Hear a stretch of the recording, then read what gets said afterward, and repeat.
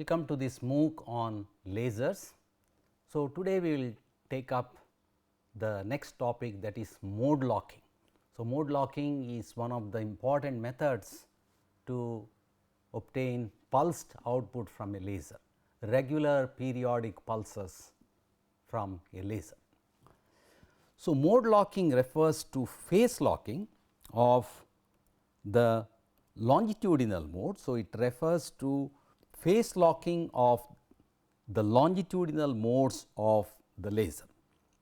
Consider a laser oscillating in a number of longitudinal modes, generally large number with frequency nu n.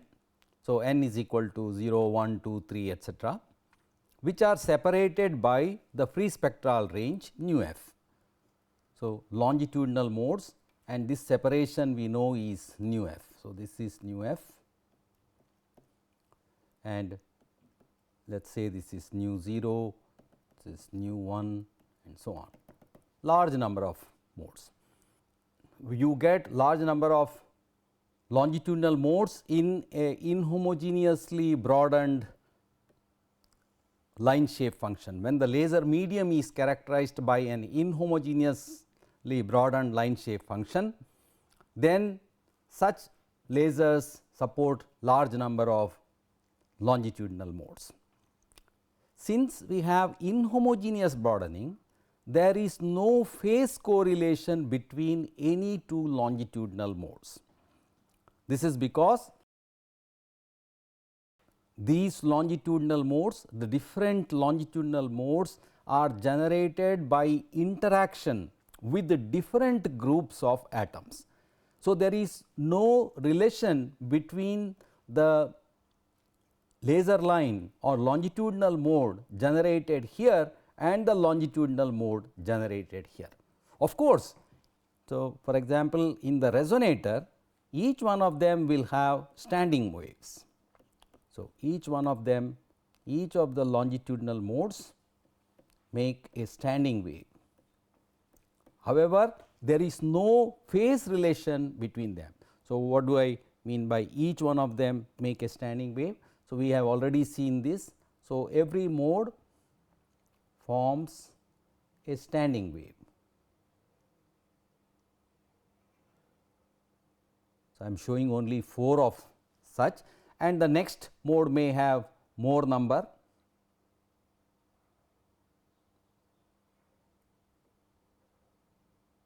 I am qualitatively showing that these are the longitudinal modes.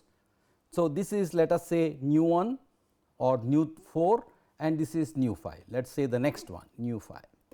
Each one of them forms standing wave, but there is no phase relation between these two. That is, the initial phase of these modes are different and they are random, and there is no relation because this mode is generated by interaction with the different groups of atoms, and this mode is generated by interaction with the different groups of atoms.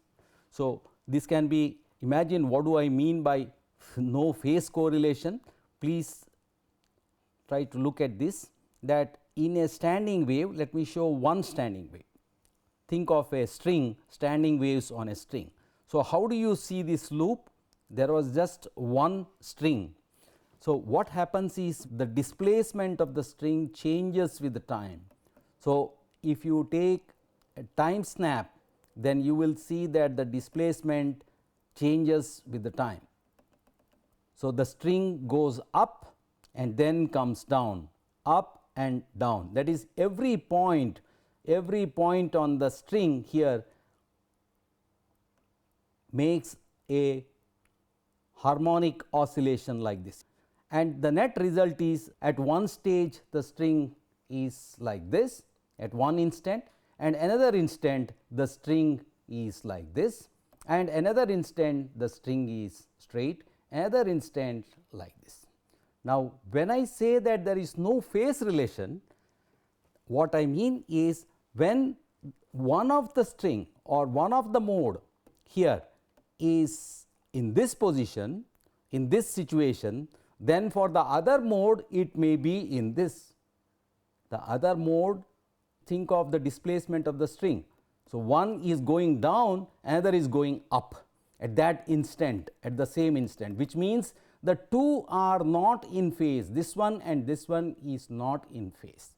This is what we mean by saying that there is no phase relation between these longitudinal modes in a normal multi-longitudinal mode laser. Unless you force them, unless you phase lock, pull them all in the same phase, which means when one mode starts building up amplitude in the positive direction, the other mode should also be building up like that. So, that is in simple terms what is this phase correlation that we are talking of. All right. Although each mode in the laser cavity forms standing waves at the resonance frequency, their initial phases are random. So, let us look at the mathematics, it will become very clear. So, let us look at the analysis, mode locking. Consider a laser which has n oscillating longitudinal modes in the laser. The total electric field inside the laser can be written in the form E of t is equal to sum of electric fields of all the modes. Each mode has an amplitude a n and a phase term which is e to the power of I 2 pi nu n into t. Nu n is the frequency of the mode. So, nu is the frequency and delta is this initial phase. So, this is the initial phase. So, initial phase, and this delta is different, the delta n is different for different modes. So, initial phase, and we can write the total electric field as the sum of electric fields of all the individual longitudinal modes. Note that nu n, that is the frequency of the nth mode, is nu 0 plus nf. So, this is illustrated here in this diagram. So, what is shown here, this is the loss line. So, this is the loss line and this is the gain curve, gain, and therefore, all resonance frequencies for which the gain is greater than or equal to loss can oscillate. And in this laser there are n modes, capital N, n modes. Therefore, we start with nu 0, nu 1, nu 2 and so on, and the last one is nu n minus 1. So, n is equal to n minus 1, n is equal to 0, n equal to 1. So, it is the same n that we will be using here in the summation. So, n refers to the index of these modes. So, nu 0 is the frequency of the first mode. Remember that this separation is nu f, the free spectral range. Therefore, nu 1 will be nu 0 plus nu f, nu 2 will be nu 1 plus nu f and so on. So, that is what is shown here, that nu n is equal to nu 0 plus n times nu f. All right. So, let us simplify this. Therefore, the total intensity of this multi-longitudinal mode output is I is equal to mod E t square. So, E t is this, that is the electric field is this one. So, we have to take mod square, which means you have to have the complex conjugate. So, a n a m star into e to the power of minus I 2 pi nu m t plus I times delta m. So, all i's are now converted to minus m. So, m is equal to 0 to n minus 1, n is equal to 0 to n minus 1, and we can simplify this. So, whenever there is n is equal to m, we will get mod a n square and the frequency e to the power of I 2 pi nu n t, here minus I 2 pi nu n t when n is equal to m. So, all n is equal to m, this is product of two series, product of two summations, and therefore, every corresponding term here will give you mod a n square. So, one term when n is equal to m. So, whenever n is equal to m, we get mod a n square. So, this term represents mod a n square, and therefore, there are n minus 1 n goes from 0 to n minus 1 summation mod a n square. Now, for n not equal to m, the summation will comprise of the product of these two. So, the product can be written in this form, n is equal to 0 to n minus 1 and m is equal to 0 to n minus 1, and with the condition that m is not equal to n, because m is equal to n has been taken up in the first term. So, the remaining terms are here into a n a m star into e to the power of I 2 pi into nu n minus nu m into t minus I times delta n minus delta m. So, this term, the last term is randomly changing. This is a randomly changing term, because the phase is randomly changing with the time, because delta n and delta m have no correlation. For example, for n is equal to 4, delta could be pi by 4, and for n is equal to 6, delta may be pi by 8. So, this term will go on changing randomly, because individually delta n and delta m do not have any correlation. So, just for example, so delta n could be something, delta m could be something, and n and m are different, and therefore, this term will represent a randomly changing, there is the phase term here will be randomly changing with the summation. So, as we change the values of n and m to add, so this term will randomly change, and therefore, so we can write, for example, just for simplicity, if we assume, we can understand it better if we assume that all modes have the same amplitude. This is not true actually, because we know that the modes have different amplitudes, because the modes at the side have smaller intensity and therefore, smaller amplitude like this. But just for simplicity, to understand it easily, let us assume that all the amplitudes a n are equal to a. Then the first term will give us n times mod a square, and the second term, because all the amplitudes are equal, therefore, this product a n into a m comes out, and that is also mod a square into the summation here. This summation is e to the power some quantity here. So, e to the power some I phi, and this phi is randomly changing, because delta n and delta m are different, and therefore, this term, what is the maximum value this can give? This can give between plus 1 and minus 1, plus 1 to minus 1. When e to the power of I 2 pi, then it is 1, and whenever e to the power minus I pi, then it is minus 1, and therefore, this term varies between plus 1 and minus 1, and therefore, if we look at this sum will vary around n times mod a square. Let me make this clear. Let us look at the next slide. So, here, so it is again shown here. Now, recall that nu n is nu 0 plus n times nu f, and therefore, this nu n minus nu f is n minus m into nu f. So, that is why we have written e to the power of I 2 pi nu f into n minus m times t, n and m are integers, and I times delta n minus delta m. So, e to the power this phase is randomly changing with the time and with the mode number, and therefore, this term here. So, the first term n into a square is much larger, because this is only one a square.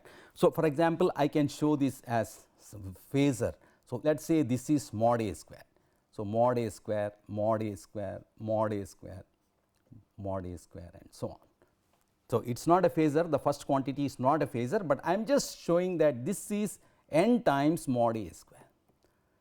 Now, the last a square, this a square, depending on this value, depending on the n and m value, this a square, if total phase comes out to be e to the power of I 2 pi, it will be 1. Okay, let me change the color here, and the last a square mod A square,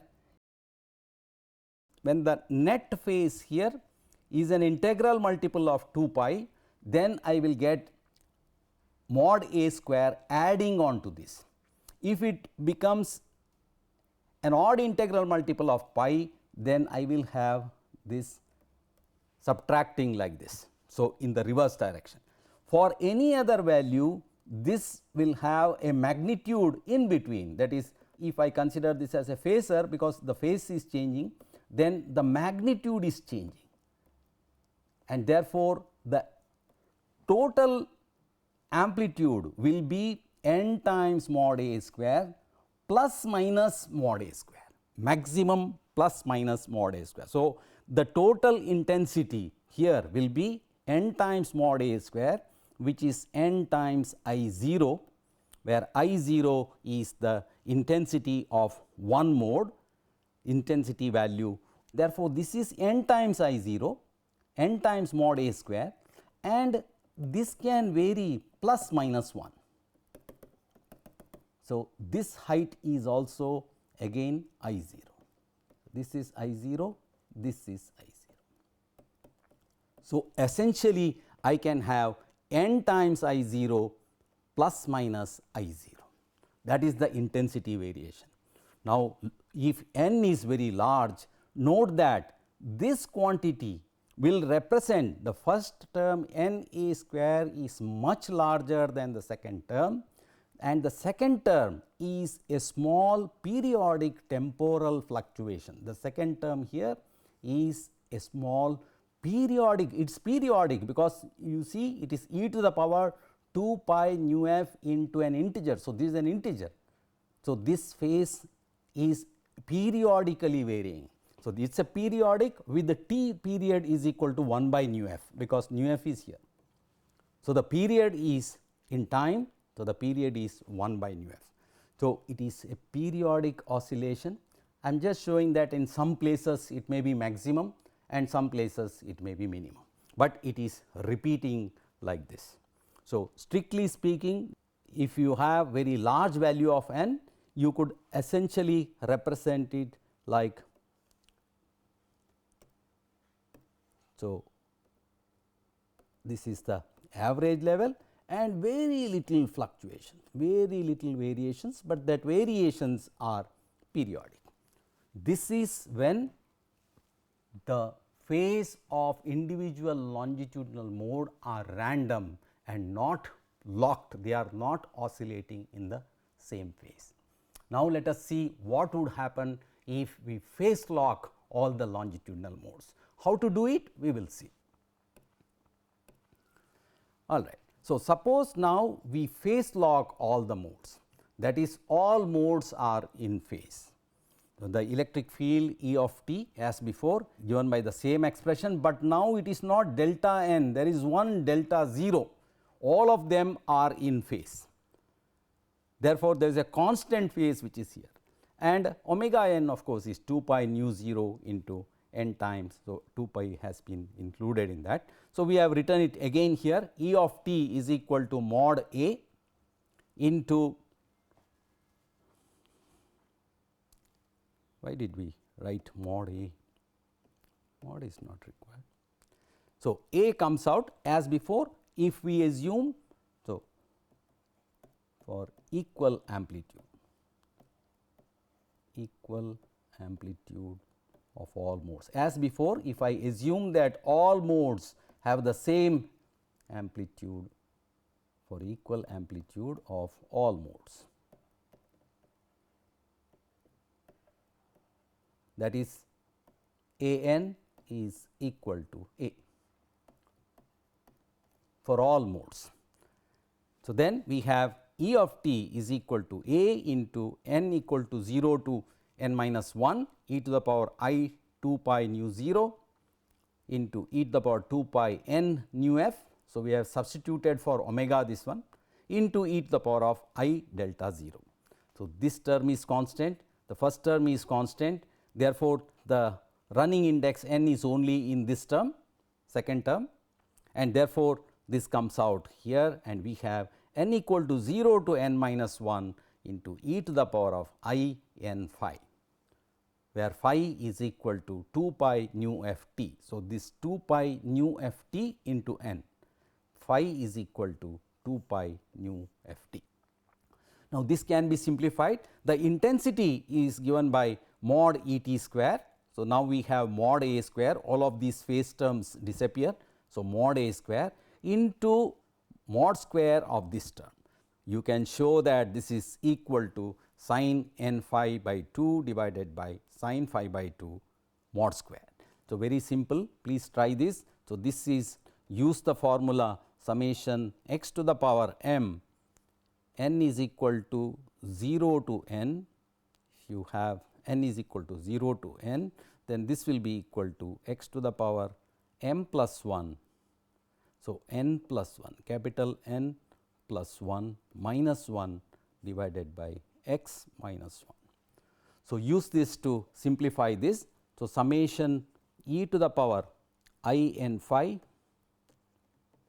is equal to, for n is equal to 0 to n minus 1, we can write this. First one is 0 e to the power of I phi plus e to the power of 2 I phi plus etcetera, and this will be equal to. So, n minus 1 plus 1 will be n. So, this will be e to the power n phi minus 1 divided by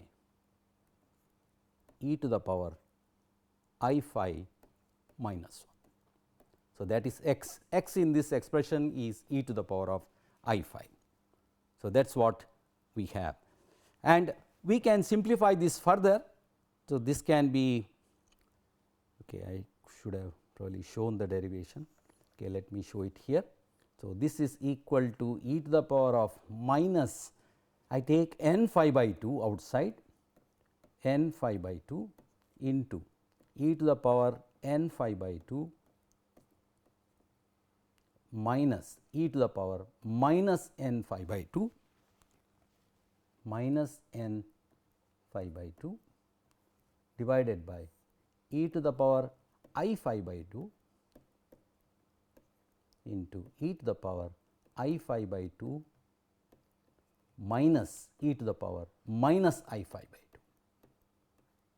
And what do we have? So, this is sin n phi by 2.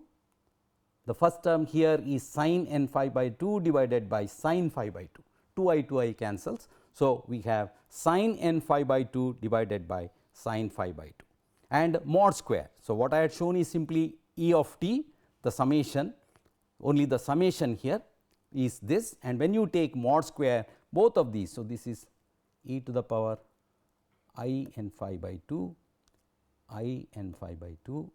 I have said I, but I have not written I. So, I n phi by 2, I phi by 2 divided by this. So, when we take mod square, these disappear, but this is sin n phi by 2 divided by sin phi by 2. So, we have got the answer here. Okay. Let us discuss the intensity distribution.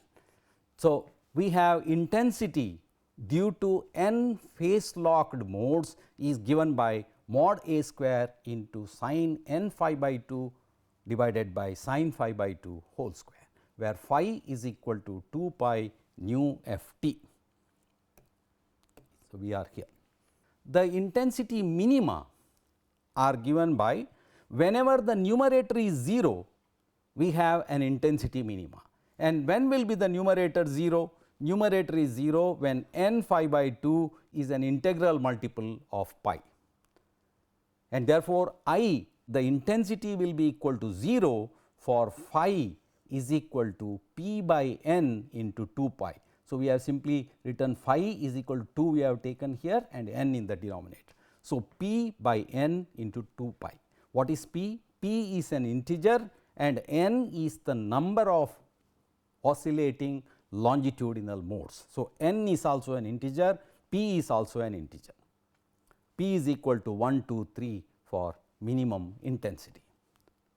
The intensity maxima are given by phi by 2 is equal to m pi, that is m pi phi by 2, then sin phi by 2 is 0, and if phi by 2 is m pi, n times phi by 2 is also an integral multiple of pi, which means it is 0. So, when the intensity maxima occurs at phi by 2 is equal to 2 pi, we have the expression becomes, so at this value we have I is equal to 0 by 0 situation. So, it is 0 by 0, that is sin n phi by 2 and sin phi by 2. So, both are, when this situation comes, we have I is equal to 0 by 0 situation. So, how to solve this? So, we have to then apply the L'Hopital rule, and we have to go from here to, so let me write this, sin n phi by 2 divided by sin phi by 2 whole square.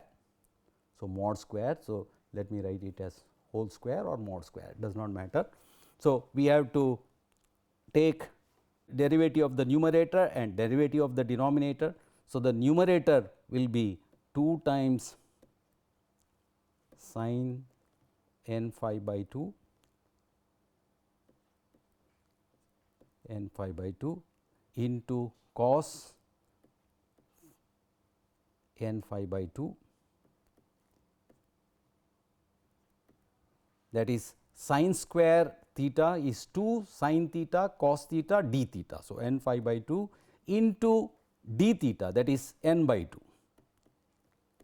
this is the numerator, divided by the denominator is 2 times sin phi by 2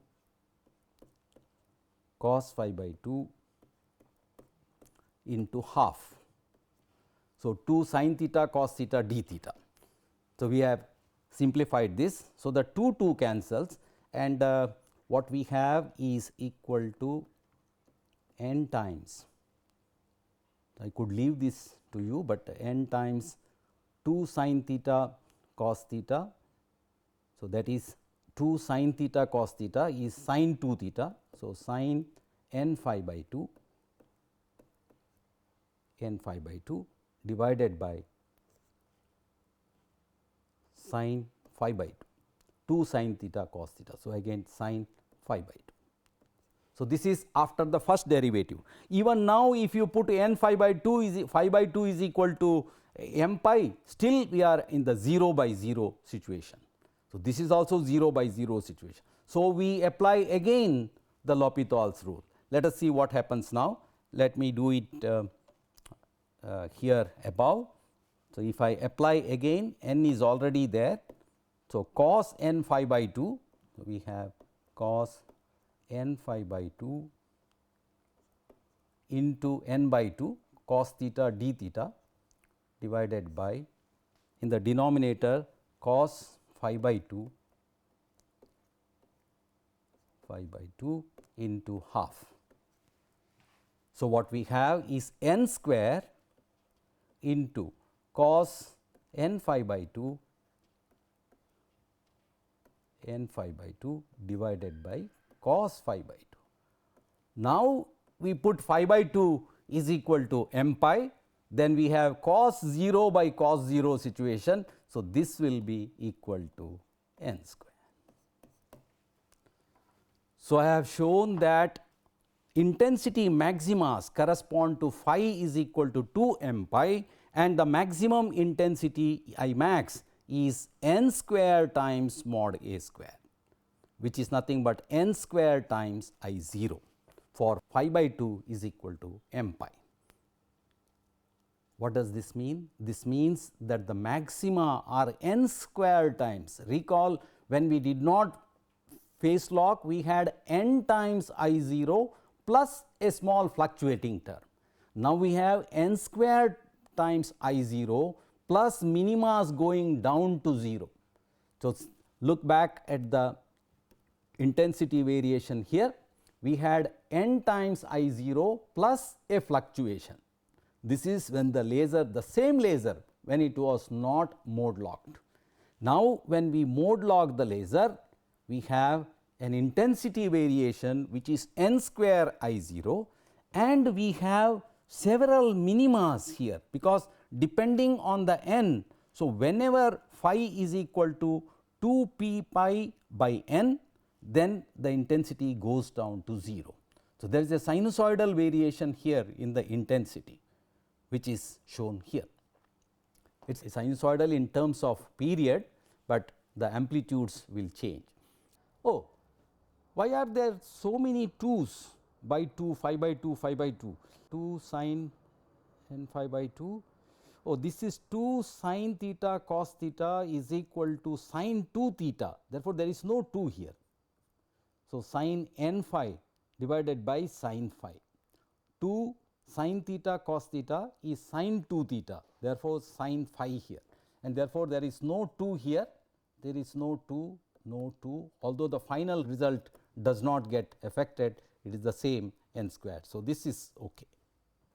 So, you will have peaks which are separated by secondary minimas and maximas. There are primary peaks, primary maximas and secondary maximas which are here as shown in the figure.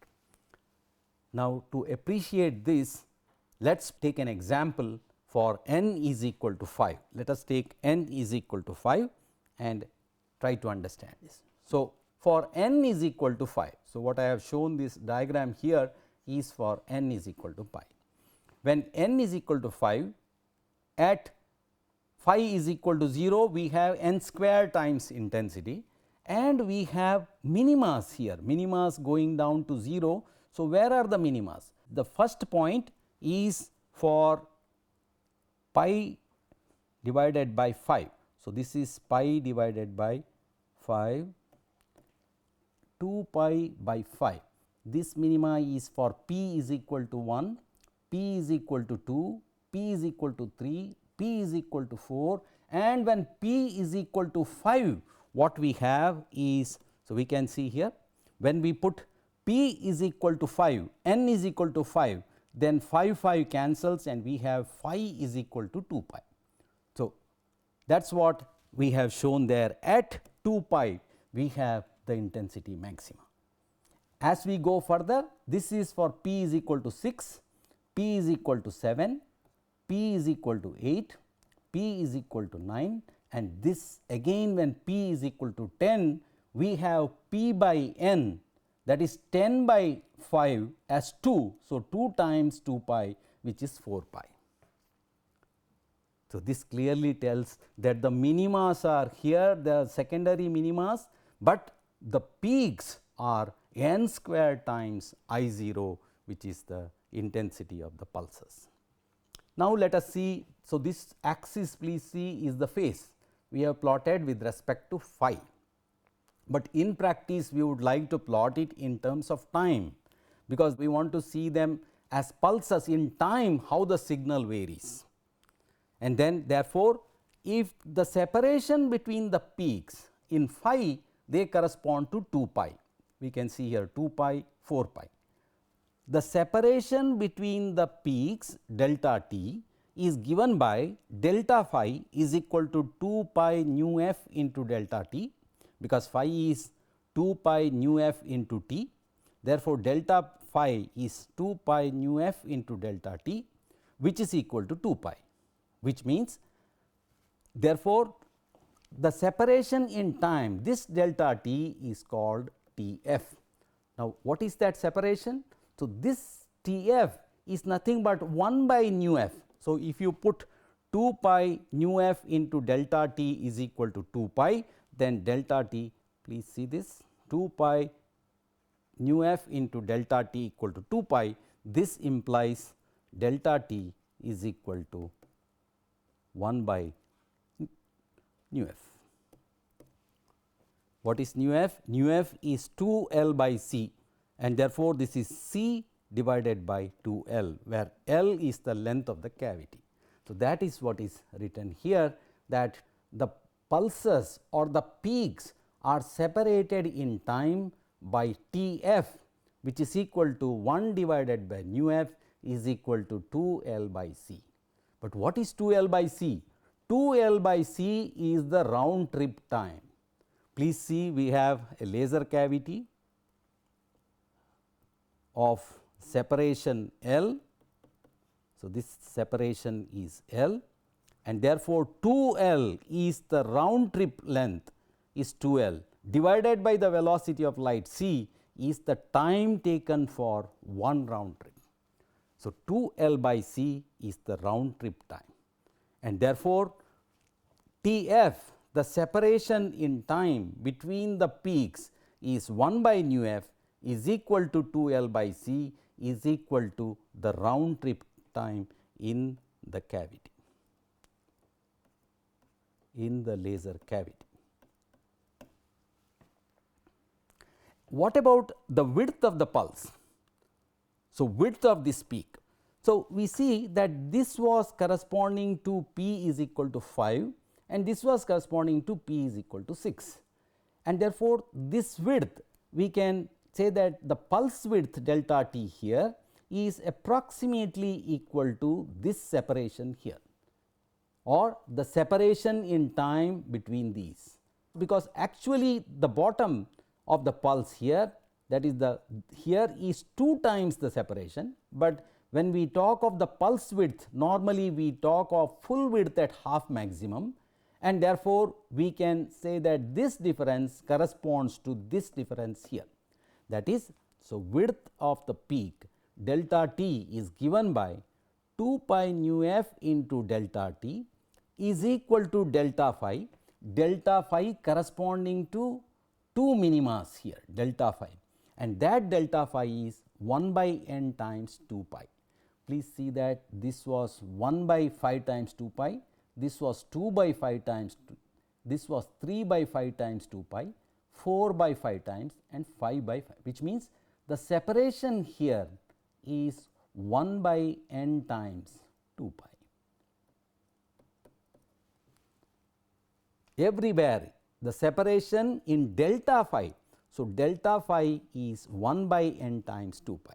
But what is delta phi? Delta phi is here 2 pi nu f into delta t, and therefore, delta t, the pulse width in time, the separation corresponding to 2 minima, or in time the separation corresponding this separation is given by 1 by n times 1 by nu f, and that is equal to 1 by n times T f. What is T f? T f is the separation between the pulses. So, this is T f, the separation between the pulses. And what is delta t? Delta t is T f divided by n, that is this one, this is delta t, T f divided by n. Oh, this is just inverse 1 by nu f. Okay. So, what does this mean? The output from a mode locked laser comprises of intensity peaks, which are n squared times the intensity of each mode, which are separated in time equal to the cavity round trip time, and the width of the pulses are given by this separation divided by n. So, larger the n, smaller will be the width of the intensity peaks. Okay. So, let us discuss this a little bit more. So, the output of the mode locked laser, it comprises of a train of periodic high intensity pulses separated by period T f, and with the peak intensity I max equal to n square I naught. We can see here, for example, the output comprises of pulses. Let us say this is 100% reflecting and this is 90% or 95% reflecting. Then from this end we get periodic pulses like this. The pulse separation, the separation between them, please see when n is very large, when I had taken n is equal to 5. So, it is 25 times I 0. If n is 100, this will be 10,000 times, and therefore, the minimas here will be very small compared to the peaks, and that is why literally there is almost flat. Actually, it is not flat, there is a fine minimas, a periodic variation here, but the peaks are so high and this is separated by T f, which is equal to 1 divided by nu f equal to 2 L by C. If it is in a medium of refractive index n, then we should also add 2 L into n. So, as shown here again, 2 L by C is the round trip time, and we are getting pulses separated by this time, and here this separation, the full width at half maximum. So, this delta t or tau, so if I call this as tau, is equal to T f divided by n. So, larger the number of modes, narrower will be pulse width. So, if we see this as the output, then it says equivalent to. So, this output picture tells us that this must be happening, because inside we have a partially reflecting mirror here M2. So, M2 is a partially reflecting mirror, M1 is a 100% reflecting mirror. Therefore, it is equivalent to one high intensity pulse making round trips inside the cavity. Whenever the pulse strikes this second mirror M2, a part of it goes out, 10% of the energy goes out in the form of a pulse. Again, after one round trip, 10% of the energy goes out. So, if we look at the outside, we see periodic pulses coming out with the time separation equal to round trip time of the cavity, and the width of the pulses is determined by the number of modes. Therefore, after covering 2 L, that is round trip, each time a pulse is given out leading to pulsed output with the pulses spaced in time by 2 L by C and in space by 2 L. In space, this difference is 2 L. So, this is 2 L, because simply multiplied by the velocity of light, that will give us the spatial distance separated by 2 L. So, we have a pulsed output from a mode locked laser, and the output pulse separation is fixed, unlike in the case of Q switched laser, where we could determine the rate at which we want the output pulse. Although we did not have control on the pulse width, but the rate at which the pulses come out is determined by us, because it depends on the time when we switch the loss high and low. So long as the loss remains high, there will be no output. When the loss is suddenly switched to low, we get output, and therefore, the pulse repetition rate is controlled by the external modulator used to Q switch the laser. But in this case, the output, the rate at which pulses come, is determined by the cavity length and the round trip time taken by the pulse in the cavity. Okay, let me stop at this point, and we will discuss the methods of mode locking in the next class. Thank you.